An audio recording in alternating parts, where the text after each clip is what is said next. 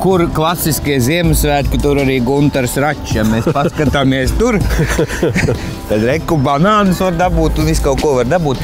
Bet ar Gunteru mēs pašā Rīgas centrā esam Esplanādē satikušies, lai parunātu nevis par dāvanām, bet par mūziku. Ziemassvētku un mūzika tie ir arī tādi divi jēdzieni, kas iet roku rokā.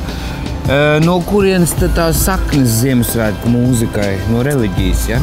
Ja mēs skatāmies populārākās dziesmas, kas ir arī šobrīd notulkotas latviešu valodā, tās visas ir vai no senas velsiešu, ir ļoti daudz vācu komponistu dziesmas, tradicionālas dziesmas, pasauli atzīmē Kristus dzimšanu un, protams, ka baznīca tam ir veltījuši daudz dažādas koraļas un daudz dažādas skaņdarbas. Ja mēs par Latviju runājam, vai ir kādas mūsu senās tautas dziesmas? Tātad latvieši atkal savukārt izsenes ir atzīmējuši un sagaidījuši ziemas salgriežus un tos dažādi apdziedājuši, un tad ir ļoti daudz dažādu rituālu. Un tās, protams, ir atšķirīgas no šīm te garīgajiem, bet latviešiem ļoti, ļoti senas tradīcijas un ļoti skaists tieši sagaidot ziemas salgriežus. Vai ir zināmi tādi aprēķināti cipari un skaitļi, kas tad ir visu laiku visi populārākā Ziemassvētku dziesma? Nekļūdīšos teikdams, ka tā ir Klusnakts Svētnakts. Kā otru es uzreiz teikšu, jau savā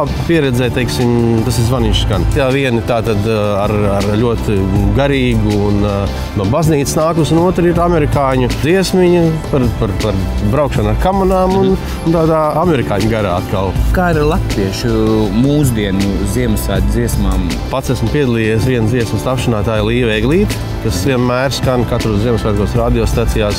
Tad ir tādas klasiskas dziesmas jau no Raimonda Paula repertuāra, kuras, starp citu, laikā, kad Ziemassvētki netika atzīmēti nekādā veidā un tie neskaitījās svētki. Ļoti populāra kļuva dziesma pateicoties filmai.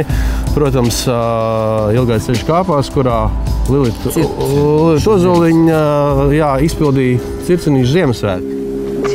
Circenītis aizkrāsne, nāc puisīt mātei azote, ak, neprasi nav maizītes, skat tur laukā zvaigznītes. Labi, un atvadīsimies mēs ar tādām lietām.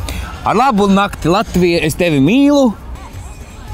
Ar labu nakti, Latvija, es tevi mīlu. Lai miers ir visās zemes malās, lai silti putniem zvēriem alās. Es jau pirmā brīdī domāju, ka nemaz viņš pats to visu neraksta. Labi, paldies tev, lai tev priecīgs svētki. Laimīgi priecīgs svētki jums arī visiem. Jā, paldies. Lai skan. Ejam pēc banāniem.